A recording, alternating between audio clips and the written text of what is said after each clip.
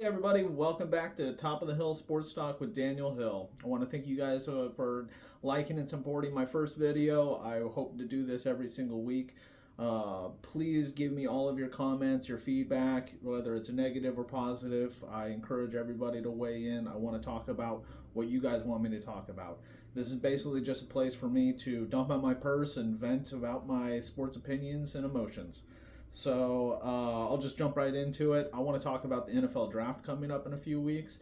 Everyone's got their own TV shows about it, and I wanted to weigh in on my opinions, not about who I would pick, but more about what I would do if I had the top five picks, top five selections. To be honest, putting on my GM hat, I would trade out of it unless I was fully prepared to bring in a young quarterback and be the franchise quarterback. I would just trade out and start building in positional players that I need better than the quarterback position, because we've seen it time and time again. You got your Zach Wilsons, the Bryce Youngs that come into a terrible situation and they become even worse than they were in college. Like, they cannot perform behind a terrible offensive line. That's why I am reluctant to see what Caleb Williams will be with the Chicago Bears, because I do think he has all the intangibles to be a successful NFL quarterback, but behind a terrible offensive line.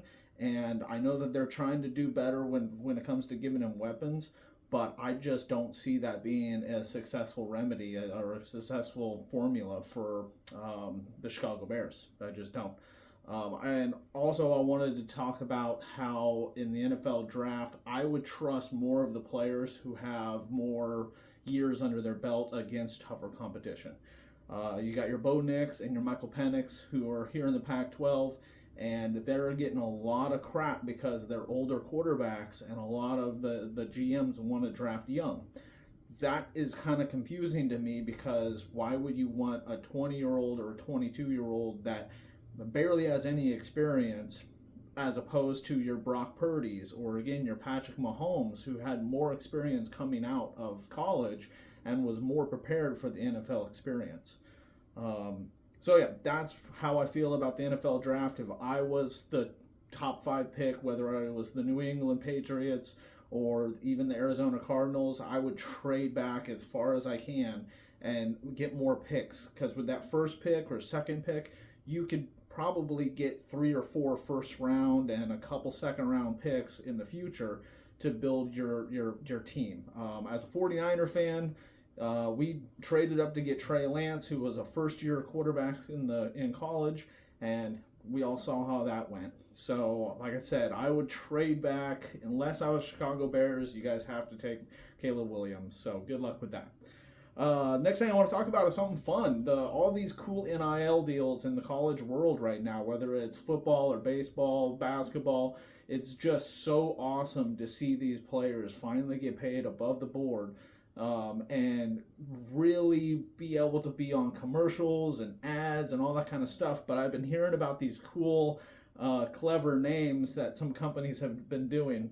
So the first one was Raid, the pest control people with the spray, has signed a Duke guard named Jeremy Roach and a Baylor women's basketball player named Dariana Littlepage Buggs. So you're going to have Roach and Buggs appearing in commercials for Raid, the pest control spray, and I think that is just hilarious, and I encourage that.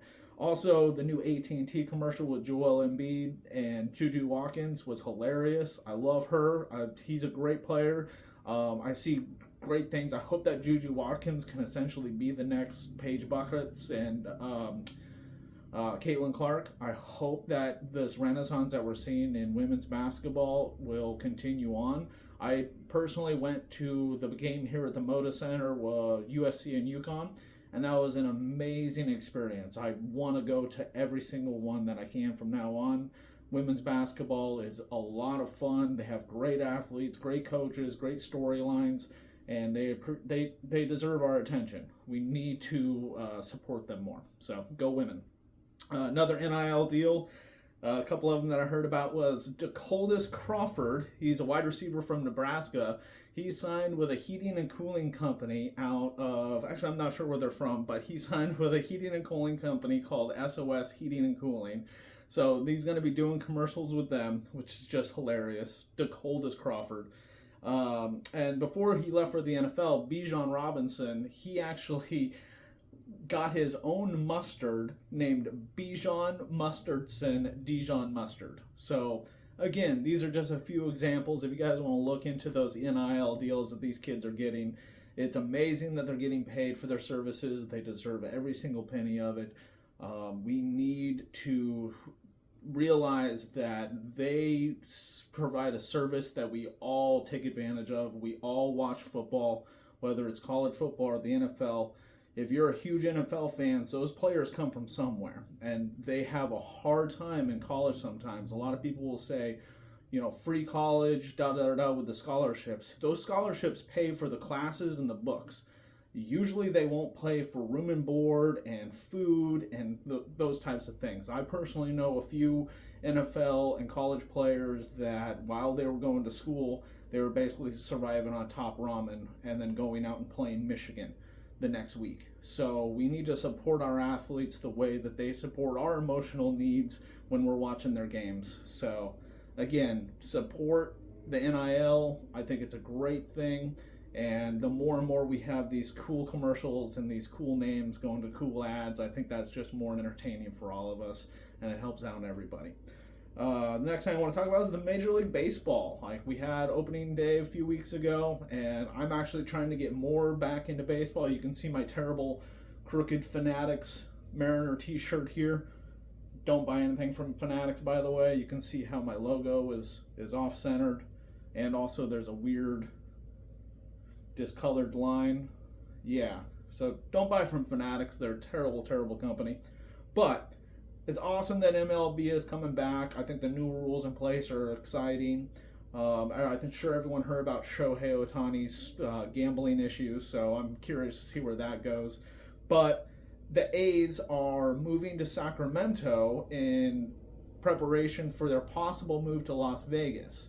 They're going to play there through 2027, possibly 2028, but there's nothing set in stone in Vegas yet. So my hope is that Portland, we can actually step up to the plate and try to steal the A's from them, or we can steal a different MLB team, or just be prepared, buy the property we need and get the money in place so that we can have a baseball team here in Portland, because I would buy season tickets day one. I think that would be a lot of fun.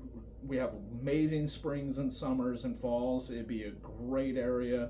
We have just huge fans here in this area. We all go to the Beaver games and Duck games and all that kind of stuff. So I think that it would just be a big boost for the entire community. So support Major League Baseball to Portland, please.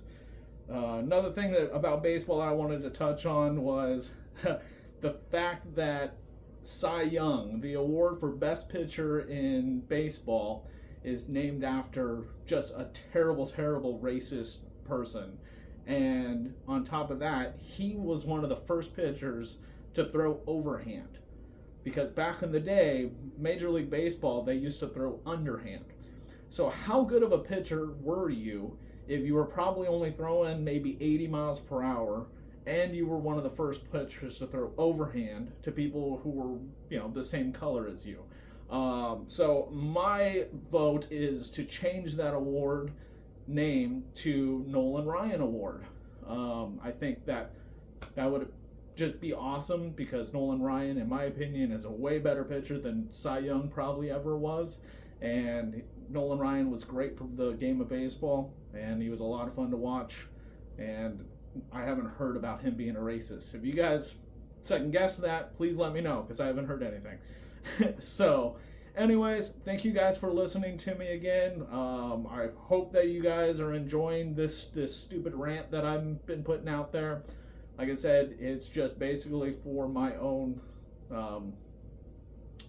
pleasure, but I hope that you guys enjoy it as well. Thank you.